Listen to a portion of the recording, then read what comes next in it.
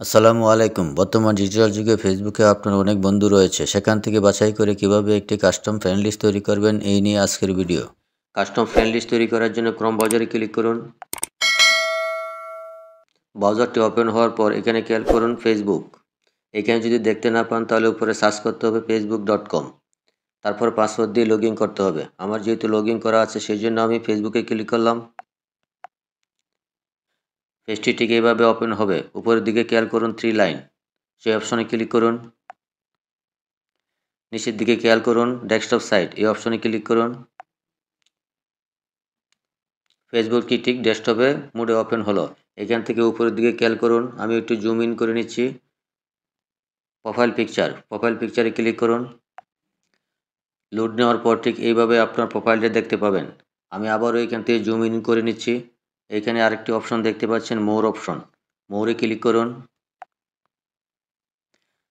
আরেকটি pop up চলে আসলো। এখান থেকে দেখতে পাচ্ছেন ফ্রেন্ডস, এই ফ্রেন্ডস অপশনে ক্লিক করুন।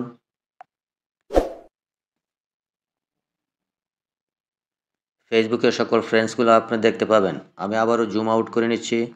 এখানে দেখতে পাচ্ছেন ফাইন্ড ফ্রেন্ডস, এই অপশনে ক্লিক করুন।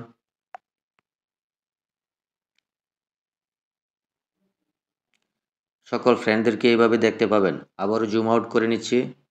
একদম নিচের দিকে খেয়াল করুন কাস্টম লিস্ট, এই অপশনে ক্লিক করুন। আবারও নিচের দিকে খেয়াল করুন ক্রিয়েট লিস্ট, এই অপশনে ক্লিক করুন। আবারও জুম আউট করে নিচ্ছি। এখানে একটি পপ আপ চলে আসলো। এখানে দেখতে পাচ্ছেন ক্রিয়েট নিউ লিস্ট। আমরা যে একটি কাস্টম ফ্রেন্ড লিস্ট তৈরি করব সেটা একটা নাম দেব। এখানে মাঝখানে যে ঘরটি আছে এখানে ক্লিক করুন।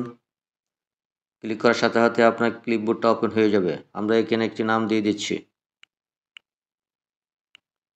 আমি নাম দিয়ে দিলাম বেস্ট ফ্রেন্ড। তারপরে নিচের দিকে খেয়াল করুন কনফার্মে ক্লিক করুন। আবারও জুম আউট করে নিচ্ছি।